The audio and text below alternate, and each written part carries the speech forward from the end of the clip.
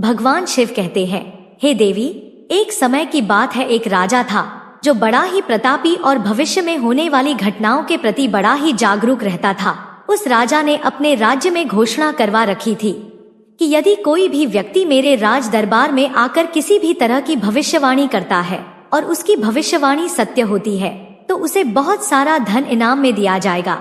राजा की घोषणा सुनकर बड़ी दूर दूर से देश विदेश के विद्वान पंडित ज्योतिषी राजा के दरबार में भविष्यवाणी करते और राजा उनकी भविष्यवाणी सत्य होने पर सम्मान देकर उनको विदा करता था।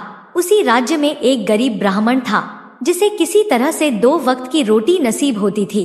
ब्राह्मण की जो पत्नी थी, उसने जब राजा की घोषणा के बारे में सुना तो एक दिन अपने पति से कहने लगी कि स्वामी, बहुत दूर दूर से लोग आते हैं और हमारे राज्य के राजा से इनाम लेकर के जाते हैं। राजा के दरबार में जाकर आप भी कोई भविष्यवाणी करो। यदि भगवान की कृपा हुई और तुम्हारे द्वारा की गई भविष्यवाणी सत्य हुई तो राजा इनाम देगा और धन देगा।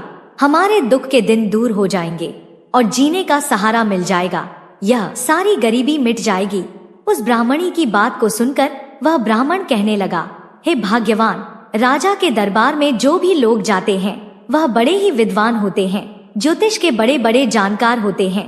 मैं तो एक अनपढ़ आदमी हूँ, मुझे किसी भी तरह का कोई ज्ञान भी नहीं है और मैं पढ़ा लिखा भी नहीं हूँ। मैं राजा के दरबार में जाकर कौन सी भविष्यवाणी करूँगा।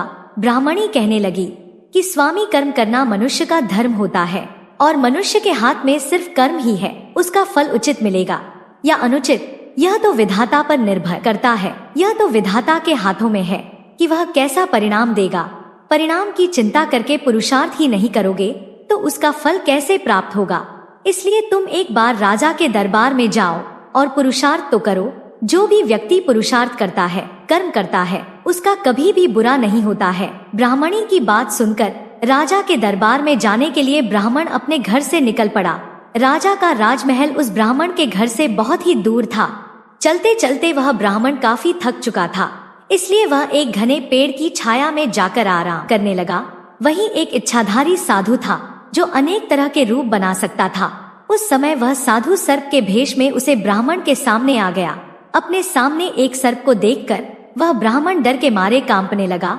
वह वहां से भागने के लिए तैयार हुआ और जैसे ही उठकर जाने लगा तो वह सर्प मनुष्य की आवाज में कहने लगा, हे ब्राह्मण, मुझसे डरो नहीं, मैं तुम्हारी सहायता के लिए ही यहाँ पर आया हूँ।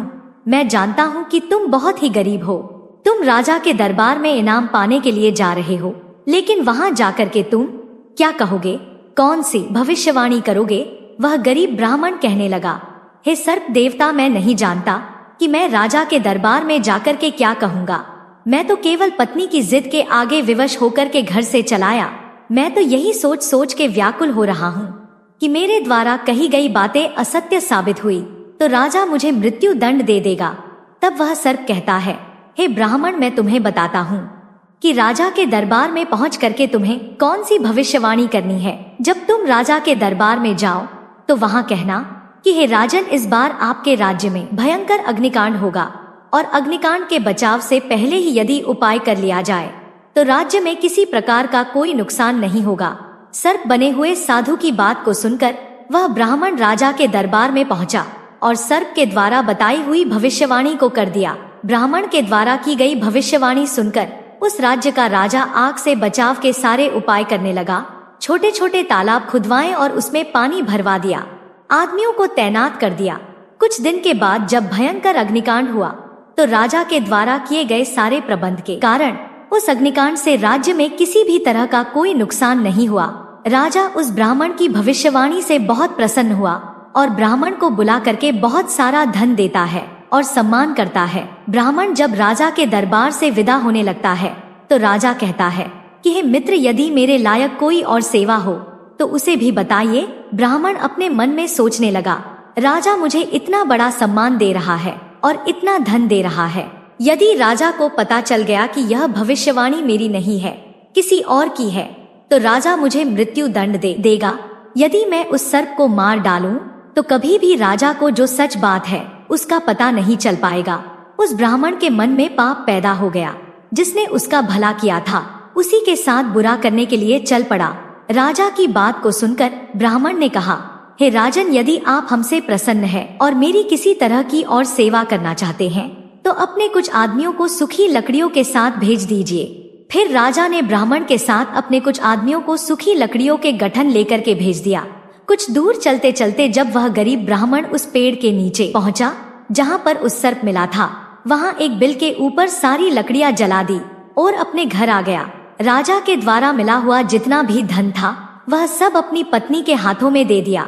लेकिन कहते हैं दोस्तों, मुफ्त का धन, हराम का धन, बिना मेहनत की कमाई ज्यादा दिन नहीं चलती और बिना मेहनत के धन में कोई बरकत भी नहीं होती, क्योंकि उसमें उसका किसी प्रकार का परिश्रम नहीं होता है, उसकी मेहनत नहीं लगी होती है। कुछ समय बाद ब्राह्मण के हालात पहले जैसे हो गए। 2 वक्त की रोटी भी नहीं मिल पा रही थी।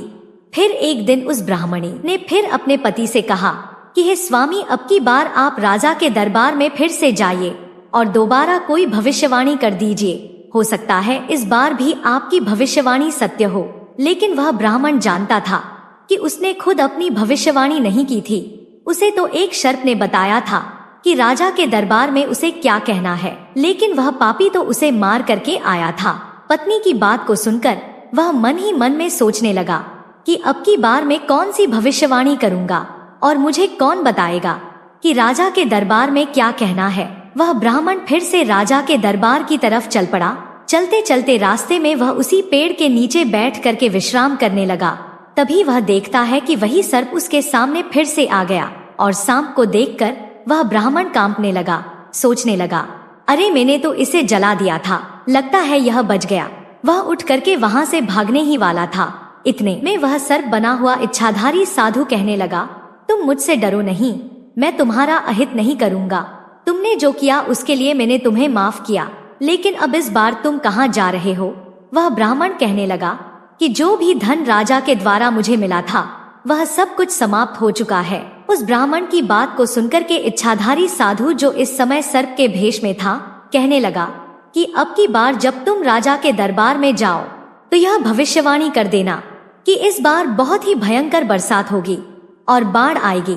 फिर ब्राह्मण राजा के दरबार में पहुंचा और भारी बरसात की भविष्यवाणी करता है।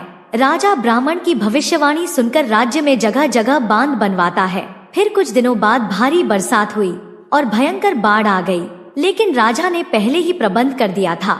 इस राज्य में किसी भी प्रकार की कोई क्षति नहीं हुई। दूसरी बार भी उस ब्राह्मण की भविष्यवाणी सत्य हुई, इसलिए राजा को ब्राह्मण पर बहुत ही विश्वास हो गया।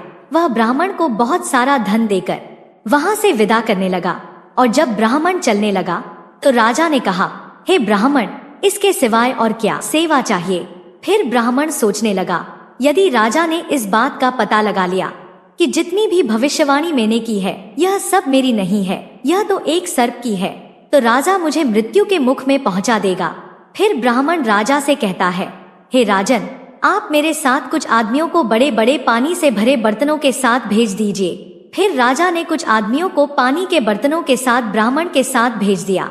चलते चलते वह ब्राह्मण फिर उसी वृक्ष के नीचे पहुंच गया और राजा के सैनिकों से कहा कि यहाँ इस बिल के पास बड़ा गड्ढा खोद कर पानी भर दो।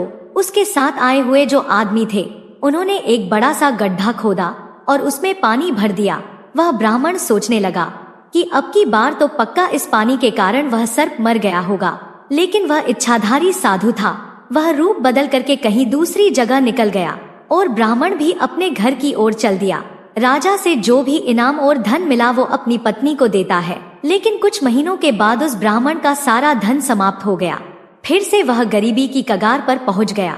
कुछ दिनों के बाद उस ब्राह्मण की पत्नी ने फिर ब्राह्मण से कहा, हे स्वामी, आप राजा के दरबार जाकर फिर से एक भविष्यवाणी कर दीजिए, जिससे राजा जो धन देगा उससे हमारी गरीबी दूर हो जाएगी। लेकिन इस बार वह ब्राह्मण जानता था कि अब की बार तो पक्का सांप मर चुका होगा और अब कौन बताएगा। यही सोच करके वह ब्राह्मण फिर से राजा के दरबार की तरफ चल दिया। चलते चलते वह उसी स्थान पर फिर आराम करने लगा। अभी कुछ समय ही बीता था उसे आराम करते हुए, तभी वह सर्प एक बार पुनः उसके सामने प्रकट हो गया। सर्प को देखकर ब्राह्मण के पसीने छूट गए। वह डर के मारे वहां से भागने लगा। वह भागने ही वाला था, तभी उस सर्प ने कहा, हे ब्राह्मण, मैं तुम्हारा अहित नहीं करूंगा। लेकिन दोस्तों, इस बार उसने यह निश्चित कर लिया था कि यह आदमी बड़ा दुष्ट है इसे किसी भी तरह क्षमा नहीं करूँगा। मेरे ही बताने के कारण अब तक राजा इसे इनाम देता आया है, लेकिन इतना धन पाने के बावजूद भी, इतना सम्मान मिलने के बाद भी इसे कभी यह एहसास नहीं हुआ कि यह सब मेरे कारण से मिल रहा था और इसने मेरे साथ भला करने की जगह मेरे साथ हमेशा बुरा किया। 2 बार मुझे मारने का प्रयास किया। अब मेरे ही बताने के अनुसार राजा इसे दंड भी देगा और यह अपने कर्मों की सजा खुद भोगेगा।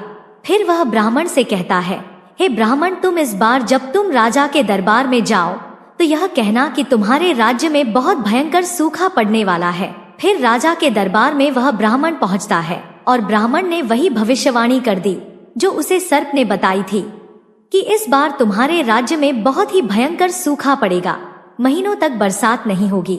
यह सुनकर राजा ने सूखे से बचने के सारे इंतजाम कर दिए, लेकिन कुछ दिनों के बाद जब वह समय आया जिस समय के लिए उसे ब्राह्मण ने भविष्यवाणी की थी, उस समय सूखा पड़ने की बजाय भयंकर बरसात और बाढ़ आ गई। राज्य में चारों तरफ नुकसान हो गया, कई लोगों की जान चली गई। यह सब देख कर के राजा के दरबार में मेहमान बना हुआ वह ब्राह्मण बहुत ही घबरा गया। वह सोचने लगा कि अब की बार भविष्यवाणी गलत कैसे हो गई।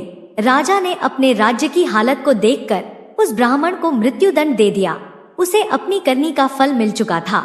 दोस्तों कहते हैं कि जो व्यक्ति आपका साथ दे, भला करे, आपकी मुसीबत में आपका साथ दे, उसको कभी भी धोखा नहीं देना चाहिए। लेकिन वह ब्राह्मण ऐसा कई बार कर चुका था।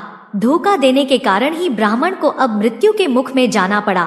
हराम का धन खाना और दूसरों की कमाई पर मौज मस्ती करना कभी भी जीवन में सुख नहीं दे सकता। भगवान शिव कहते हैं, हे देवी, जो मनुष्य जैसा कर्म करता है उसे वैसा ही फल मिलता है। जो मनुष्य आपके बुरे समय में मदद करता है उसका कभी अहित नहीं करना चाहिए। दोस्तों, कहानी कैसी लगी कमेंट करके जरूर बताएं और वीडियो को लाइक और चैनल को सब्सक्राइब करके बेल आइकन पर प्रेस कर लीजिए, जिससे आप प्राचीन कथाओं और कहानियों से जुड़े रहे। हर हर महादेव।